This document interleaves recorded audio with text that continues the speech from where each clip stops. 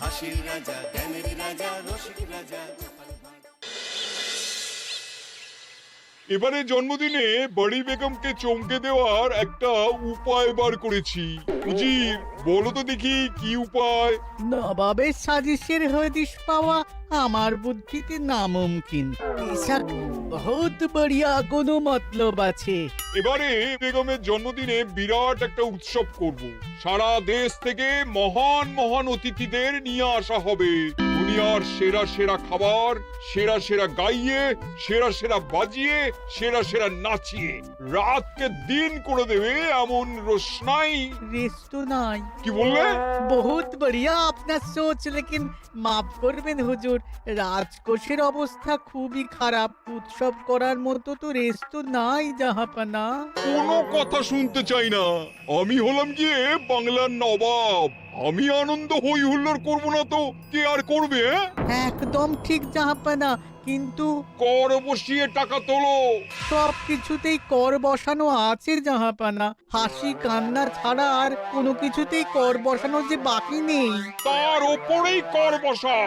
হাসি কান্নার ওপর কর? না, শীতকাল আসছে, বসাও বসাও কর হাঁচির ওপর। হ্যাঁ, হাতির ওপর কর? বসাও। ওরকম মুখ করে আছো কেন? যদি না পারো তো বলে দাও, আমি অন্য উজির নিয়োগ করব। আমি আজই ঘোষণা করে দিচ্ছি, এবার থেকে হাতির ওপর কর দিতে হবে। হ্যাঁ, তো জানাব, এতে প্রজারা যদি ক্ষুব্ধ হয়? আরে বাবা, প্রজাদের কাজই তো মাঝে মাঝে ক্ষুব্ধ হওয়া। তা ঠিক হুজুর। আমাকে কদর করে এমন কিছু সন্ডা আছে, তাদেরকে কাজে লাগাতে হবে। বহুত খুব জাহাপানা। তাহলে হাঁচি গোনার লোকের ব্যবস্থা করে নি। ওই সন্ডারাই হাঁচি গুনবে। ওদের স্বেচ্ছাসেবক হিসেবে নিয়োগ করো। বহুত খুব জাহাপানা।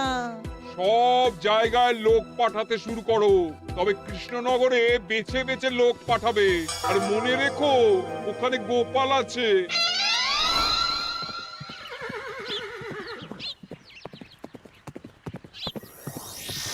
সব জায়গায় কর আদায়কারী পাঠিয়ে দেওয়া হয়েছে জাহাপানা। আপনার কথা মতো তাদের বলে দেওয়া হয়েছে যে আদায় হওয়া করের 10% তাদের বেতন হিসেবে দেওয়া হবে। সুতরাং কর আদায়ে কোনো ঢিলেমি হবে না। বহুত আচ্ছা, বহুত আচ্ছা।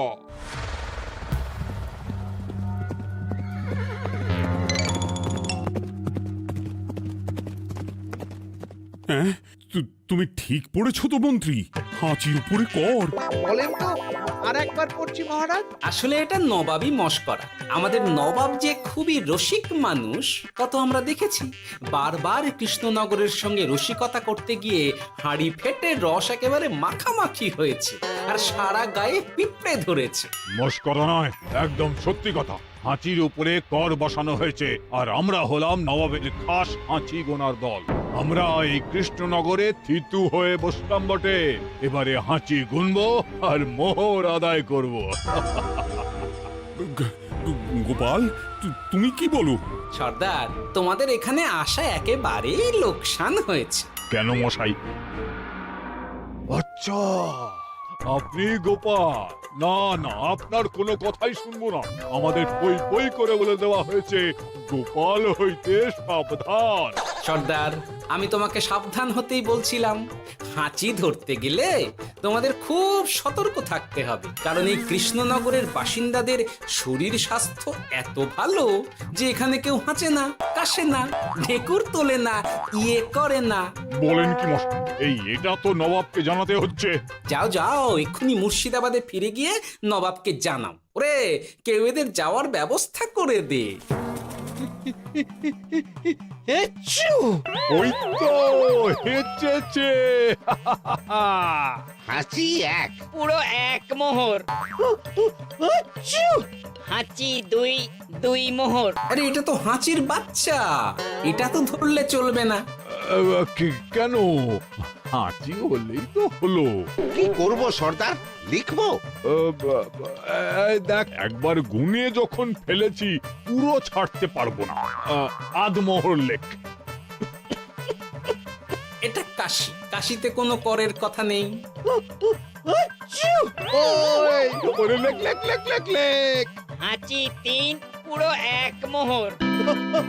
আচ্ছি, হাঁচি 4,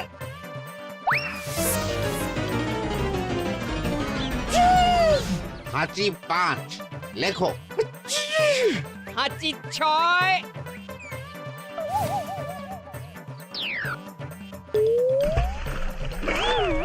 যা, যা কি রে, শুনেছিলাম কৃষ্ণনগরের মন্ত্রীটা মাথা মোটা, প্রমাণ হয়ে গেল। জল থেকে উঠবে যখন ঠান্ডা লেগে হাঁচি তো আরো বাড়বে। জলে বুড়ুবুড়ি উঠছে, বেটা জলের তলায় তলায় হাঁটছে। হাঁচি 7, এখনো তো ফিরলো না, বেলা গড়িয়ে দুপুর হয়ে গেল। ভাববেন না রাজামশাই, আমরা যারা যারা এখানে এসেছি সবাই ধড়িবাজ লোক। মন্ত্রীর হাঁচি নিংড়ে নিয়ে ফিরবে। ছি ছি ছি ছি ছি ছি ছি ছি ছি। কি হলো গোপাল? আমরা কৃষ্ণনগরের প্রবাদ প্রতিম আতিথেয়তার অসম্মান করেছি মহারাজ। কেন? কিভাবে? কখন? এখন মহারাজ, এখন এনারা সেই সুদূর মুর্শিদাবাদ থেকে এসেছেন, আর আমরা এতক্ষণ শুধু অন্য কথাই বলে চলেছি, এনাদের আপ্যায়নের ব্যবস্থা করিনি। তাই তো। মহারাজ, আপনি ব্যস্ত হবেন না। এই কে আছো?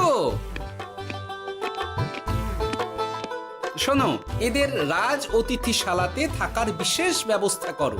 এদের খাবার যাবে মহারাজের পাকশাল থেকে। এদের সব সুবিধে অসুবিধে দেখার জন্য দাস দাসী নিযুক্ত থাকবে। চলো চলো। আরে দাঁড়াও সর্দার, হ্যাঁ বলুন। তোমাদের তো আবার গোপালের কথা শোনা বারণ। আমার ব্যবস্থায় বোধহয় তোমরা থাকবে না। বাদ দিন তো, আসলে ভয় ছিল আপনার বুদ্ধিকে, আর ভয় নেই। কেমন আগু পিছু বিচার না করেই বলে ফেললেন এখানে কেউ হাঁচে না। বুঝে গেছি, আসলে গোপাল হলো গল্প। চলো চলো, ও বড্ড খিদে পেয়েছে। প্রহরী, এই সর্দারের দলের বাকি লোকগুলো এলে এদেরকেও অতিথিশালায় নিয়ে যেও। হ্যাঁ, আচ্ছা। কি গোপাল, এই রক্তচোষাগুলোর জন্য তুমি রাজনিবাস আর রাজভোগের ব্যবস্থা করে দিলে? গোপাল কার পক্ষে মহারাজ? এতক্ষণ গোপালের সব কাজ তো কৃষ্ণনগরের বিপক্ষে গেল। বটেই তো, আমি মনে মনে গণনা করে দেখলাম গোপালের শুল যোগ শুরু হয়েছে। আগামী 1 যুগ ধরে গোপাল যেখানে থাকবে সেখানে রাহুর প্রকোপে দুঃখ দারিদ্র মহামারী একসঙ্গে এসে ধরা পড়বে। মহারাজ, গোপাল কখনো কৃষ্ণনগরের খারাপ ভাবেনি। সে যখন ওই রক্তচোষাদের রাজভোগে রাখার ব্যবস্থা করেছে, তখন বুঝতে হবে এর মধ্যে একটা ঘোরতর প্যাঁচ আছে। গোপালই তাহলে বলুক, কি প্যাঁচ? মহারাজ, মানুষ বিলাসের সুযোগ পেলে কাজ ভুলে বিলাসেই ডুবে থাকে। কত সম্রাট মহাসম্রাট বিলাসিতায় ডুবে কত সাম্রাজ্য মহাসাম্রাজ্য ভেঙে টুকরো করেছে। এরা তো নবাবের পাঠানো কিছু মূর্খ বালক মাত্র মহারাজ। এদের রাজভোগে ডুবিয়ে দিলে হাঁচির কথা কি এদের মনে থাকবে?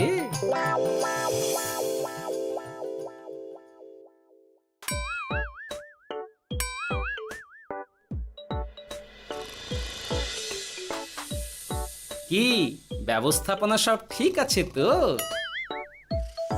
হ্যাঁ, খাসা ব্যবস্থা হয়েছে। আপনারা আমাদের অতিথি বলে কথা, আরাম করুন।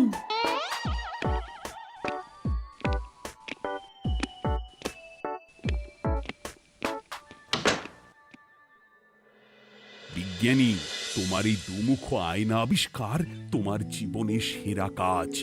একদিক দিয়ে আয়না, অন্য দিক দিয়ে কাঁচ। কেউ জানতেই পারবে না যে তার উপর নজর রাখা হচ্ছে। অনবদ্য অনবদ্য। মহারাজের জয় হোক। কিন্তু মহারাজ, এই কৃতিত্বের মূল ভাগীদার আমাদের মন্ত্রী। তাই নাকি? হ্যাঁ মহারাজ, মন্ত্রীর দুমুখ কাজকর্ম দেখেই দুমুখ আয়নার কথা আমার মাথায় আসে। মুখ সামলে কথা বলো বিজ্ঞানী। ওরা শুনতে পাচ্ছে। যা চেঁচালেন 20 ইঞ্চির দেওয়াল ভেদ করে ওদিকে চলে যাবে কথা। এই কে যেন কাকে মুখ সামলে কথা বলতে বললো? ওই ওই বাইরে কেউ বলেছে। এই তোমরা সবাই শোনো, অতিথিদের যেন আদর যত্নের ত্রুটি না হয়। আমি আর যাই, কাল সকালে আসব, কেমন? গোপালকে নিয়ে নবাব আর উজির যেমন ভয় দেখিয়ে দিয়েছিল, গোপাল কিন্তু সেরকম নয়। এই তোরা কি বলিস? না না না না না না, গোপাল একটু ওই হাবা গোবা আছে দাদা। দেখো দেখি কেমন বুক পেতে দিয়েছে। এবার ওদেরই বুকে বসে ওদেরই দাড়ি ওপরাবো।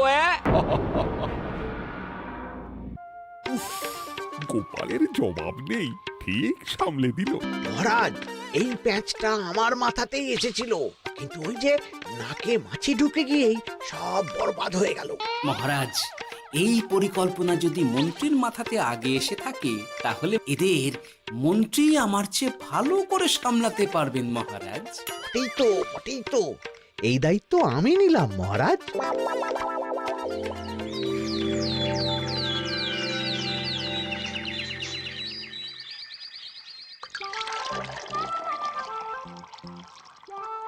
আহা, সকালে ঘুম থেকে উঠে এই রকম বেলের পানা যেন স্বর্গের অমৃত। আছে আছে, আরো আছে। পানীয়, খাদ্য, আরাম, আয়েশ, যত চাও তত পাবে। এ কি, আপনি গোপাল কোথায়? মহারাজ বিবেচনা করে দেখেছেন যে মহামান্য অতিথিদের পরিচর্যার ভার গোপালের মতো একজন ভাঁড়ের পক্ষে বহন করা সম্ভব নয়, তাই এই দায়িত্ব আমাকে দেওয়া হয়েছে। কিন্তু কোনো কিন্তু নেই সর্দার, আমি যে খানা পিনা নাচা গানা আমোদ আহ্লাদের ব্যবস্থা করেছি দেখে তুমি চমকে যাবে। দেখা নয় বিজ্ঞানী, এবার শুধু কাজের সময়। কাল মন্ত্রীর উপর ওদের ভার ছেড়ে দিয়ে কৃষ্ণনগরের যে সর্বনাশটি করেছো, কোনো কাজ করে আর সেটিকে সামলানো যাবে না। হ্যাঁ, আহা, তোমার দেখছি মন্ত্রীর উপরে একটুও আস্থা নেই। ঠিক কি প্যাচ করছো বলো তো? প্যাচের কথা পরে হবে, তোমাকে যত তাড়াতাড়ি সম্ভব হাঁচির ওষুধ আবিষ্কার করতে হবে। হাঁচির ওষুধ? হ্যাঁ, হাঁচির ওষুধ। ওভাবে দেখছো কি বন্ধু? তোমাদের কাজের সব দায়িত্ব এখন আমার কাঁধে। তোমরা আমোদ করবে আর আমি কর আদায় করে তোমার হাতে এনে তুলে দেব। সর্দার, এর মধ্যে একটা চাল আছে মনে হচ্ছে। কি আর আমি বুঝিনি। এখন কি করবে? বিশ্বাস করে আদায় উসুলের ভার এর উপরে ছেড়ে দেবে? পাগল নাকি? মন্ত্রী মশাই, বলো বন্ধু। বলছিলাম আর দেরিতে কাজ কি?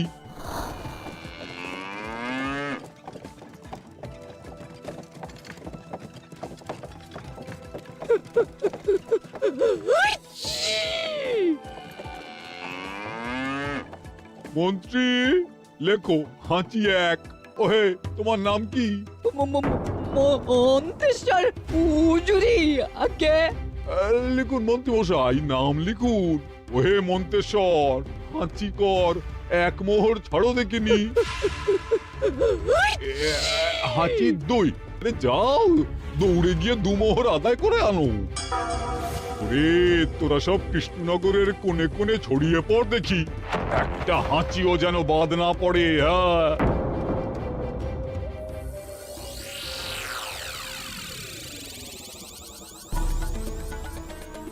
এটা হুজুরে আলাক বর্ধমান, খাম্বাত এবং কৃষ্ণনগর থেকে। চমৎকার চমৎকার। তাহলে গোপাল কিছু করতে পারেনি, আমাদের যুব শক্তি কৃষ্ণনগরকে পুরো নিংড়ে নিয়ে আসছে। মহারাজ কৃষ্ণচন্দ্রের একটা আবেদন আছে জানাব। এই হাঁচি করের 30% যদি ওই রাজ্যকে দেওয়া যায়, তাহলে আদায় উসুল আরো ভালো হবে। ওরা বলেছে যে আপনি যদি 30% দেন, তাহলে কর আদায় একেবারে জান লড়িয়ে দেবে। মঞ্জুর মঞ্জুর। আর একটা আর্জি আছে হুজুর, কৃষ্ণচন্দ্র কদিন বাদে নবাবকে কৃষ্ণনগরে আমন্ত্রণ জানিয়েছে। কেন? কৃষ্ণনগরের নবাব এবং তার উন্নয়ন উপলক্ষে এক মহোৎসব হবে। সেই সঙ্গে শহরে থাকা ইংরেজদের কাছেও নবাবের সৈন্য বলের এবং নবাব ও কৃষ্ণনগরের মধ্যে পারস্পরিক ভ্রাতৃত্বের সম্পর্কের বার্তাও পৌঁছে দেয়া যাবে। নবাবের অধীনস্থ রাজারা নবাবের শত্রু, এই রকম একটা ধারণা থেকে ইংরেজরা ইদানিং বেপরোয়া হয়ে উঠেছে, তাতে লাগাম উঠবে। বহুত খুব, মঞ্জুর মঞ্জুর মঞ্জুর।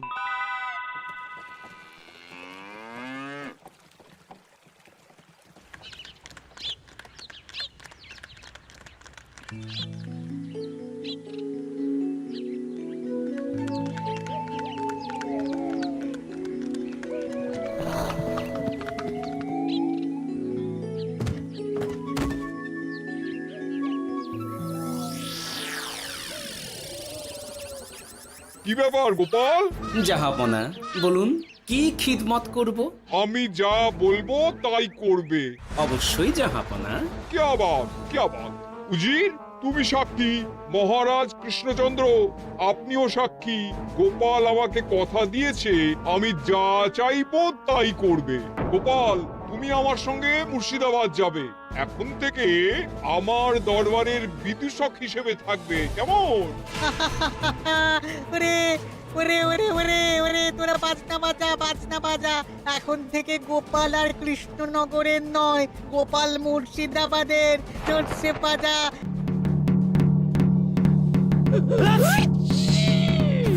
কি হলো? হুজুর, মনে হচ্ছে আপনার সৈন্যদল হাঁটছে। হ্যাঁ? হুজুর, হাঁচিগড়ের বন্যা সব সৈন্য 10-12টা করে হেঁচে ফেলেছে, মানে প্রচুর মোহর হয়ে গেছে আর বাড়ছে বাড়ছে।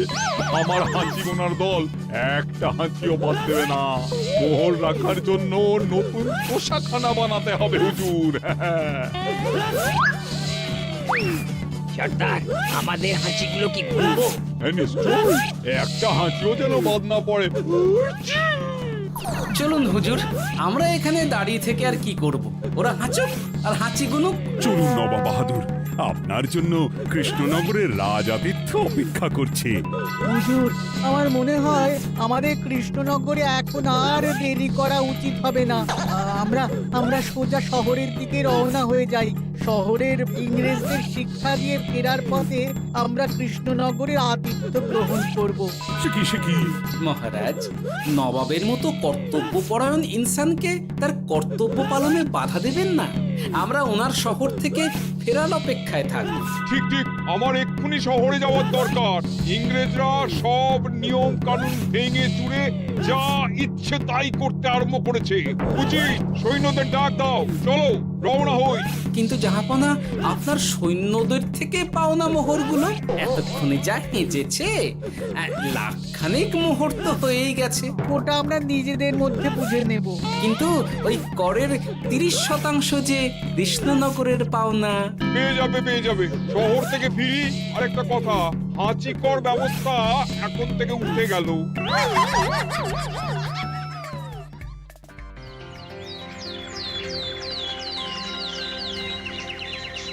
মহারাজ, কিভাবে গোপাল ভাঁড় মহাশয় নবাবের উন্মাদের মতো জারি করা ওই হাঁচিকর থেকে আমাদের সকলকে রক্ষা করেছেন তা আমরা সকলেই জানি। খাম্বাজের তরফ থেকে তাই গোপালকে সামান্য উপহার।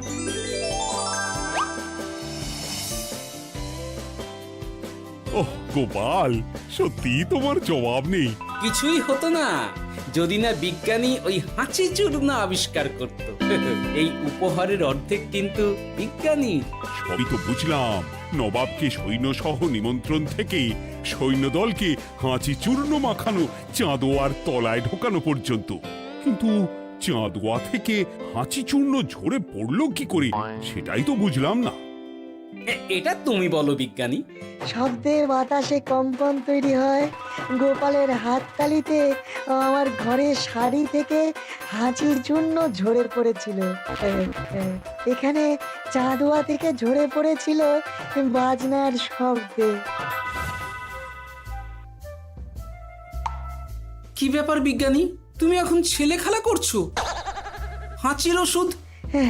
হয়ে গেছে। হয়ে গেছে?